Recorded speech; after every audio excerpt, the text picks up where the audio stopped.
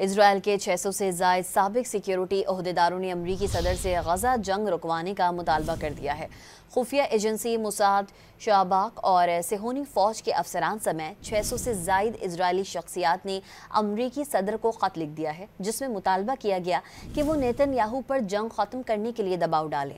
ख़त में लिखा गया कि हमास से अब इजराइल को ज़्यादा ख़तरात नहीं हैं। साबिक सिक्योरिटी एहलकारों ने जंगबंदी और यरगमालियों की रिहाई को अव्वलीन ज़रूरत करार देते हुए जोर दिया है कि इस जंग की वजह से आलमी सतह पर इजराइल की कानूनी हैसियत शदीद बहरान का शिकार है।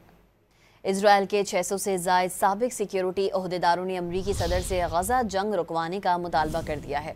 खुफिया एजेंसी मोसाद, शाबाक और सेहोनी फ़ौज के अफसरान समेत 600 से ज़ायद इजरायली शख्सियात ने अमरीकी सदर को ख़त लिख दिया है, जिसमें मुतालबा किया गया कि वो नेतन्याहू पर जंग ख़त्म करने के लिए दबाव डालें। ख़त में लिखा गया कि हमास से अब इजराइल को ज़्यादा ख़तरात नहीं हैं। साबिक सिक्योरिटी एहलकारों ने जंगबंदी और यरगमालियों की रिहाई को अव्वलीन ज़रूरत करार देते हुए जोर दिया है कि इस जंग की वजह से आलमी सतह पर इजराइल की कानूनी हैसियत शदीद बहरान का शिकार है।